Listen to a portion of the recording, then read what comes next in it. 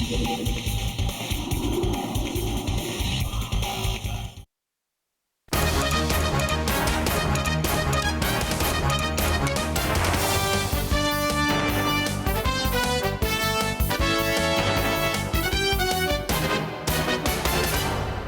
evening, you're watching the main news on ATV. I'm Anne Reesom. And I'm Heyling Chan. Here are tonight's top stories. Premier Wen Jiabao tells CY Leung to do more in solving Hong Kong's social problems, while President Hu Jintao praises his performance. Rush to apply for first batch of My Home Purchase Plan flats, but prices higher than private sector. US closer to fiscal cliff as Republicans pull out of vote for plan to raise taxes. Premier Wen Jiabao has instructed Chief Executive Leung Chun-ying to do more to tackle social problems in Hong Kong, such as housing, poverty and unemployment. President Hu Jintao, in contrast, praised Leung's performance, saying he and his government had done well to overcome challenges. There was no mention of the political problems Leung faces at home over his illegal structures scandal. Day 2 of Chief Executive Leung Chun-ying's first duty visit to Beijing was spent meeting the old guard. His first big meeting for the day was with Premier Wen Jiabao this morning, who had some words of advice for Hong Kong's embattled leader as he faces impeachment proceedings over his illegal structures scandal. In his opening remarks, Wen warned that the global financial crisis isn't over yet and could still take a turn for the worse.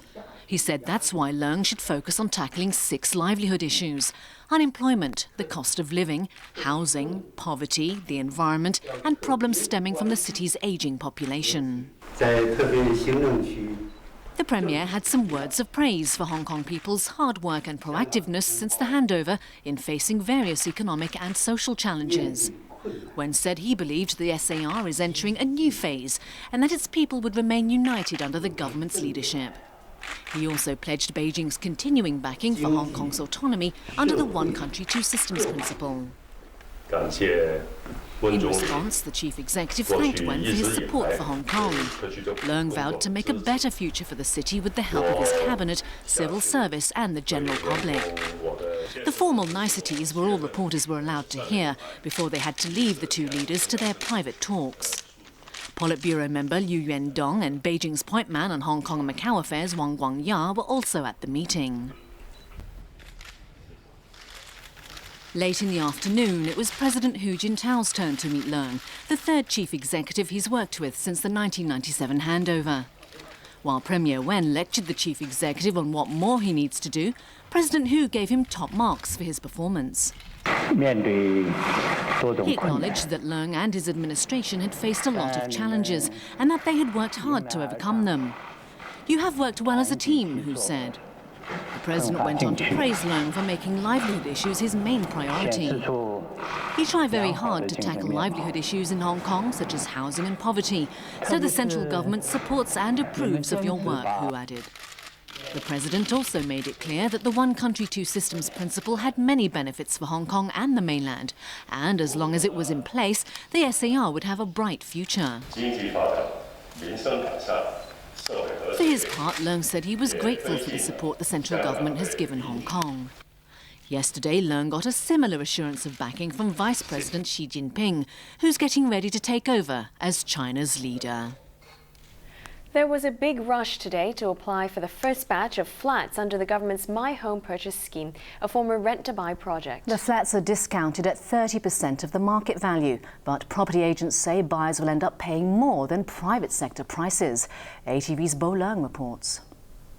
Eager home buyers began queuing early this morning in Lok Fu, hoping to get a chance to buy a flat in Greenview Villa, a subsidised housing project in Tin Yi.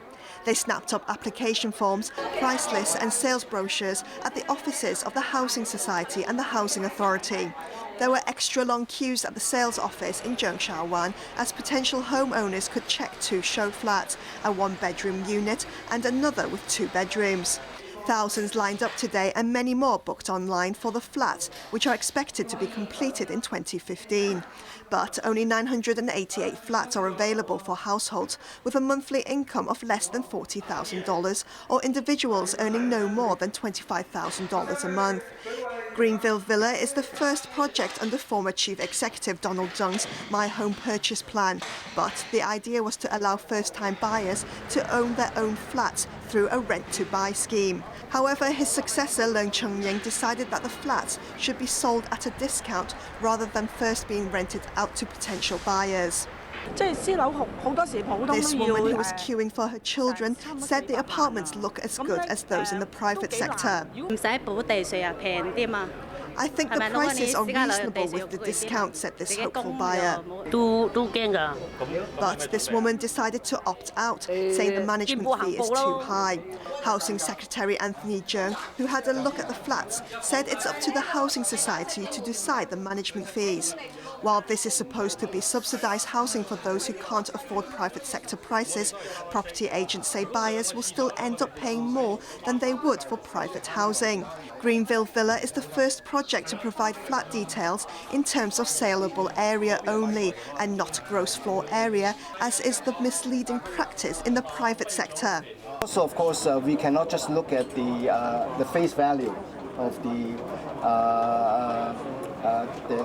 price, because the Housing Society this time is expressing the price in terms of the usable space. Of course, for other sales projects now in the market, maybe sometimes they use different ways of presenting the prices. But of course, once the new legislation on first-hand sale of residential properties comes into effect at the end of April, then we expect a consistent and transparent way of presenting price information. Asking prices for the Greenville Villa apartments, measuring between 420 and 700 square feet, range from $2.4 million to $5.1 million, representing a 30% discount on the market value. The average unit price is $6,510 per square foot. That values the project at $9,300 per saleable square foot, which is higher than most private units in the area. The saleable area is the size of the unit itself, including balconies, but excludes common spaces and bay windows. In June, legislators passed a law requiring developers to list details in terms of saleable area, not gross floor area, when selling new flats. The new rule takes effect next year. Berlin, ATV News. An urban renewal authority project in Tai Kok Tsui may have to be scrapped because one shop owner is holding out for higher compensation. The authority's chairman, Barry Cheung, has set a deadline for Monday to decide whether the plan should be abandoned. ATV's Edna Tse reports. The redevelopment involves 4 lots of land on Pine Street and Oak Street in Tai Kok Tsui, consisting of residential blocks and shops more than 40 years old. The Urban Renewal Authority says 80% of the owners of 3 lots have accepted its compensation offer. It's one of 3 redevelopment projects which will cost the authority $1.58 billion. The other 2 are in Sham Shui Po. Domestic owner-occupiers in the Tai Kok Tsui project were offered between $9,197 and $10,238 per square foot of saleable area. But one shop owner in the 4th lot on Oak Street has refused to accept the amount offered, a move which could force the project to be abandoned if a deadline of midnight on Monday passes without an acceptance. It's very disappointing if this project cannot proceed because of the objection of one owner. Cheung said the owner is being unreasonable for demanding several times more than what the authority is offering, but he hopes there'll be a change of mind. Clearly, the wishes of the residents in this project are very clear. They want their buildings to be redeveloped. They want to use this opportunity to improve their living conditions. Cheung also supports a plan to refund developers their 15% buyer's stamp duty if they are able to complete reconstruction projects involving old buildings within 6 years of their purchase. The tax was imposed on non-resident and corporate buyers in a bid to ease property prices. I understand the government's proposal is to start the 6-year period after a developer has acquired all of the interest in the project. So what we're talking about is that there will be 6 years for the developer to actually build to complete construction of the buildings, which should be plenty of time to do so. But speaking after a third meeting with government officials this afternoon, Real Estate Developers Association Chairman Stuart Leung disagreed. He said the government has underestimated the problems developers have to go through before they can get a refund. Leung also criticized the government for rejecting its recommendation that companies whose shareholders are permanent residents should be exempted from the buyer's stamp duty. Edna Tse, ATV News. Overseas, Southeast Asian nations are urging India to play a greater role in countering China as tensions rise over disputed islands in the South China Sea. The countries taking part in a summit in New Delhi stressed the need for freedom of navigation and stability in the region. A summit of the Association of Southeast Asian Nations and India in New Delhi saw participating countries set their sights on a new strategic partnership that would bring closer cooperation. The focus is maritime security as nations underline the need for freedom of navigation. This comes at a time of tensions with Beijing because of competing territorial claims in the South China Sea, as smaller Southeast Asian countries try to counter the mainland's growing military might by bringing in India. Some of them called for a more decisive stance from India, which kept its reply diplomatic. India and ASEAN nations should intensify their engagement for maritime security and safety, for freedom of navigation, and for peaceful settlement of maritime disputes in accordance with international law. The South China Sea, which is potentially rich in oil and gas, has become a tense area lately, with countries such as Vietnam, the Philippines and Brunei contesting Beijing's claim to several islands. An ASEAN summit last month ended badly over China's assertiveness in the region, with participants failing to agree on a concluding joint statement. The Indian ASEAN meetings also saw participants finalize a free trade agreement aimed at strengthening economic cooperation. No rough edges left for us to address. The negotiations have been completed successfully. Now it's only the formalities that are left to do. I think the substantive part is over. The pact is expected to boost regional trade to $100 billion a year by 2015. Also discussed at the summit was what ASEAN has been calling the Connectivity Master Plan, a proposal in which India will be joined to Southeast Asia by road. There is also much potential in our work on connectivity, which we have recently embarked on together. This will not only bring our people closer together, but also expand our trade and business networks. The agreements made at the summit highlight India's greater role in one of the fastest growing parts of the world. This is 20 years after New Delhi launched its Look East diplomatic campaign to promote trade with a previously neglected region. The U.S. edged closer to economic disaster overnight after the Republicans scrapped a vote in Congress to raise taxes after there wasn't enough support for their plan. That's left Americans in the lurch over Christmas, wondering whether they will be subjected to higher taxes and spending cuts in the new year. ATV's Ben O'Rourke reports. In Peru, Mayan shamans perform rituals in a bid to ward off the end of the world, which according to their ancient calendar is expected today. In France, police are on alert in a village believers are said to be flocking to in the hope they can survive the apocalypse. But amid the hype about the doomsday prophecy, a less spectacular but more real disaster may be just round the corner. We also have the economic fiscal cliff coming. In Washington, politicians are preparing for the worst as talks to avert more economic doom and gloom appear to have stalled. Harsh tax increases and spending cuts that could push the US over the so-called fiscal cliff and back into recession will take effect at the end of the year if lawmakers don't agree on ways to reduce the deficit over the next 10 years.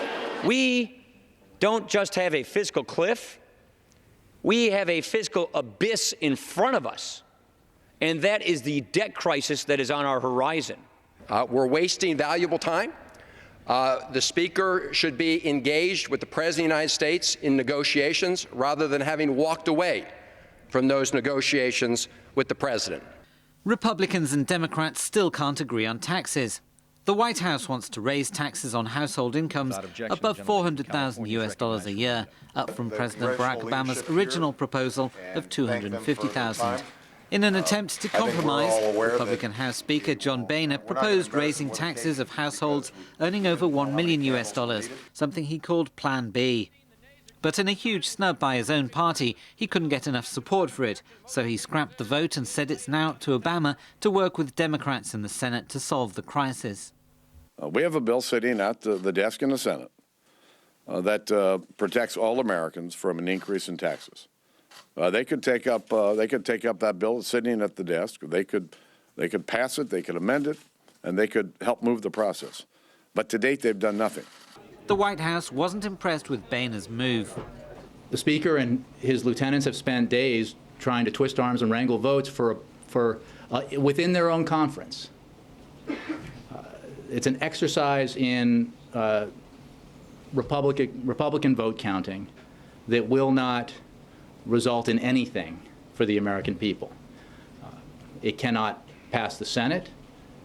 The president would veto it if it got to his desk. With the countdown to disaster ticking away and Boehner apparently washing his hands of the matter, analysts say there's still time for him to compromise. Both sides want to get the best deal possible for their side, but both sides know that if they don't come up with a deal, there will be incredible pressure put upon them by the American people, by every business and every taxpayer in the United States. And because of that, I think they will come to a deal. If there is no pre-Christmas deal, senators will return to work on the 27th and resume the fight for one. Ben O'Rourke, ATV News. Still to come on ATV's main news tonight. Millions duped by fake video of eagles snatching toddler from the ground. The Mayan calendar ends, but maybe not with a bang, as doomsday prophets predicted. The joy, the anticipation. Join them to welcome Christmas Day. Christmas Eve candlelight celebration. Monday night at 11:20. They are considered the most creative generation in Taiwan. But society labels them as the strawberry generation, which can only flourish in a safe environment. So are these young entrepreneurs strong enough to revolutionize Taiwan?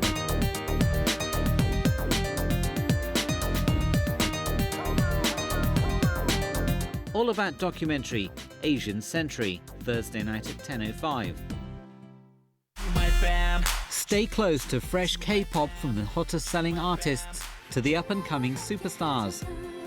Keep in touch with the latest chart of the Korean pop music scene on Samsung Digital Special. Pops in Seoul, Thursday at 6:25 p.m. From a shy little princess to a love-struck teenager to the monarch who's reigned for 60 years. Queen Elizabeth II remains the centre of the ever-changing world. Her life story will keep fascinating us in years to come, and her name is going to last forever. All About documentary, The Queen, a monarch for all seasons. Saturday night at 10. 而家咁逼仄，幾時至有好啲嘅居住環境呢？可唔可以有多啲照顧，唔使咁辛苦呢？競爭咁大，會唔會有多啲工作機會呢？點可以喺新與舊之間取得平衡呢？ Do you want a better Hong Kong? We'd like to hear your opinions during the public consultation for the policy address and the budget. Let's work together for a better Hong Kong. Keeping them honest is what we do. So many questions out there, someone has to ask. Face-to-face challenge. And all the hottest topics are only on Newsline. Every Sunday night at 8. Quicksure, all your insurance needs. Call 3113 2112 or visit the site today.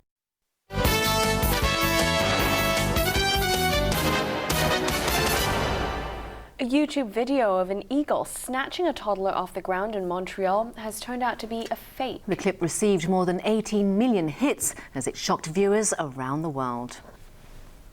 At first glance, this video may look like one of the most startling moments of man versus nature ever caught on camera. Yes, that golden eagle just picked a toddler off the ground in Montreal's Mont-Royal Park. It has received more than 18 million hits on the video sharing website YouTube. I all woke up and say, no way, it's like on front page YouTube, it's like in all the journal, the press, so it was kind of a big shock for all of us. What may come as a shock, or not, for all of you, is that it's fake.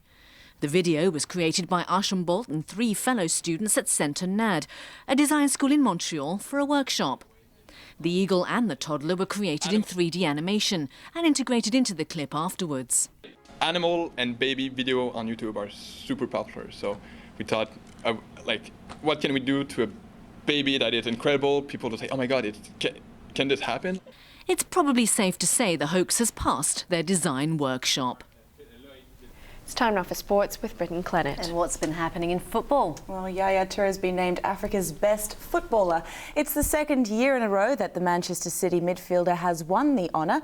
There's also good news for Toure's former club, Barcelona, whose head coach is recovering from surgery. Tito Villanova spent the night at this hospital in Barcelona after undergoing surgery on his saliva gland as he begins his second fight against cancer. Relieved Barca skipper Carles Puyol said the head coach's operation had been a success. His fighting spirit gives us strength, Puyol said, adding that Villanova is looking forward to resuming his coaching duties. But first, the 44-year-old will have to undergo 6 weeks of chemotherapy and radiotherapy. Barcelona fans are worried that his prolonged absence may affect the performance of their side, who sit atop the Spanish Premier League table with 15 wins from 16 games. But Barca are a comfortable 9 points clear of second-place Atletico Madrid, and there's only one more match before footballers in Spain take a 2-week winter break.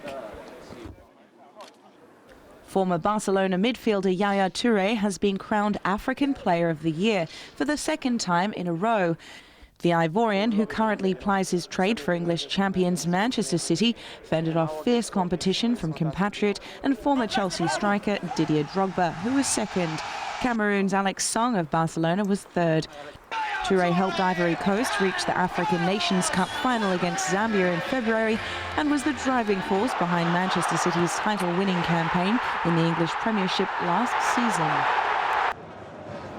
Real Madrid legends Ronaldo and Zinedine Zidane went head-to-head in their annual charity match in Brazil. Ronaldo's side clinched a 3-2 victory over a French team, courtesy of a late winner by Leandro Damião. The stars who graced the pitch in Porto Alegre for the match in aid of an anti-poverty group also included Neymar, Zico and Deco.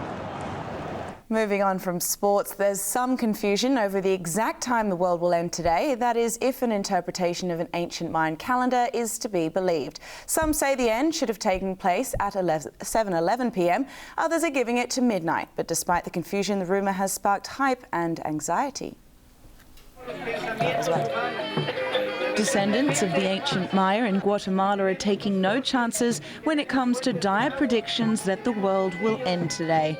The doomsday theory is based on an interpretation of the 5,125-year Mayan calendar, which is said to finish one of its cycles today. But experts have debunked the theory, pointing out that the date actually marks the start of a new era in the calendar. The modern-day Mayans have been gathering at the cradle of their ancient civilization to perform rituals ahead of the deadline. Tourists and believers in the doomsday prophecy have been lapping it up at spiritual sites across the world. I think it's funny. In a way, we thought it was the end of the world would be the 12th of December, but it didn't happen. So we thought that it would be the 21st of December. But now that we're here, people are reassuring us that it's not the end of the world. Actually, I think it's a bit crazy to believe that the world is going to end in one day or in a moment. But we are just here to have fun. Social media networks have exploded with doomsday-related jokes, banter and parodies, but a global poll by Reuters news agency suggests we may be slightly more anxious than we're letting on. It found that 1 in every 10 people have vague fears about the prophecy.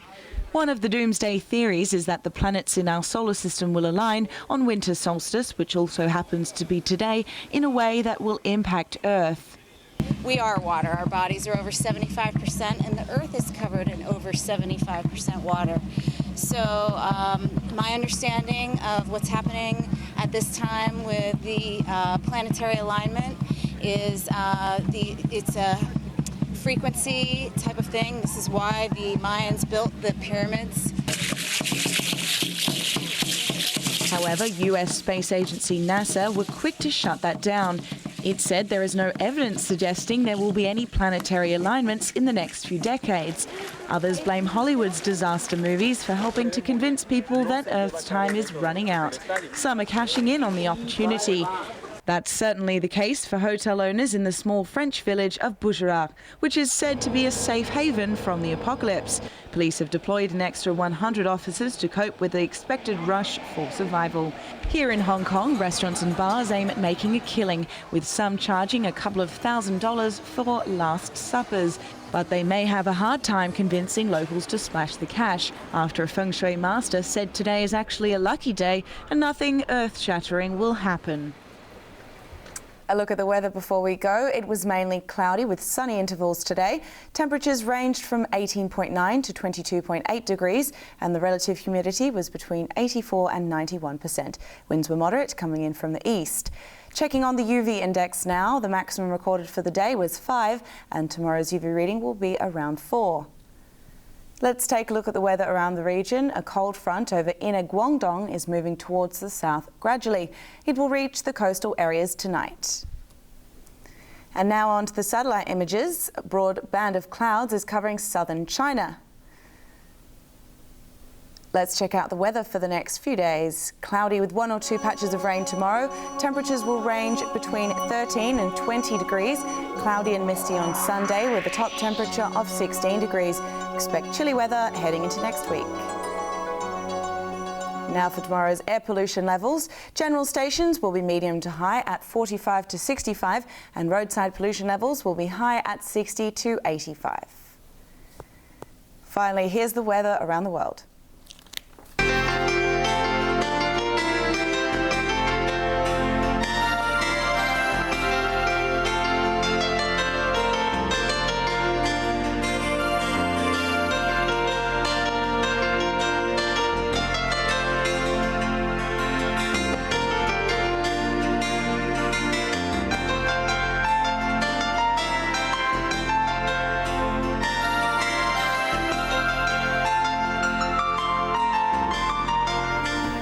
That's the main news for Friday night. Edna Zeb will be back with an update in an hour. I'm Heyling Chan. I'm Brittyn Clennett. And I'm Anne-Marie Sim. Thanks for watching ATV. Have a great weekend. Good night. Good night. Good night.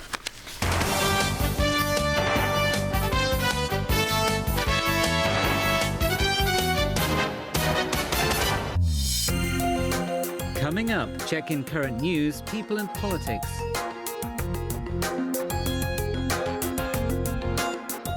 Andre Rieu's Christmas is all about tradition and sharing his passion with all of you. Spend a magical night with the Dutch musical genius in his castle. Enjoy the holiday like never before. Home for Christmas, tonight at 8:30. Reports directly from the heart of Europe. Every week, business insiders and analysts keep you at the forefront of current economic developments. Check in current news, made in Germany, every Saturday night at 8. This Saturday, get extra amusement from our fabulous Korean Hour.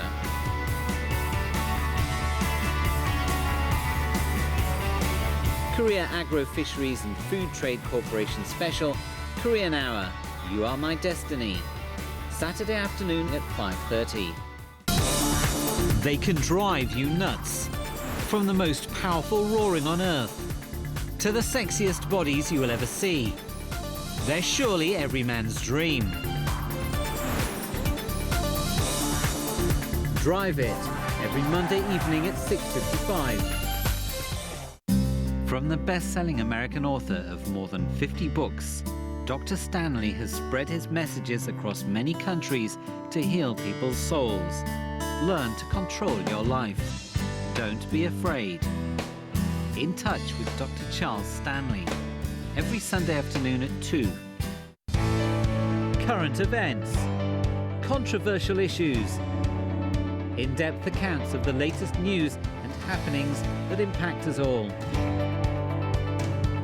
Get to the heart of the matter. Get real with Inside Story, Tuesday night at 6:55. Awesome is just the understatement of the year if you're talking about the two most gifted detectives in Santa Barbara. One of the hottest detective dramas in the United States. Funny. Not you, I'm gonna clean it up. Extraordinary. And hardly predictable. Mega hit 900, Psych. Tonight at 9.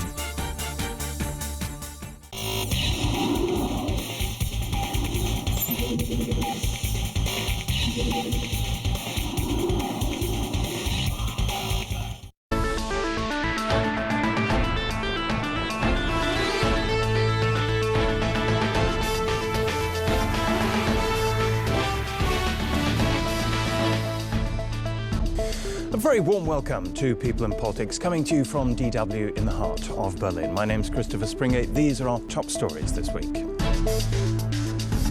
Policymakers lock horns over the Swiss bank accounts of German tax dodgers.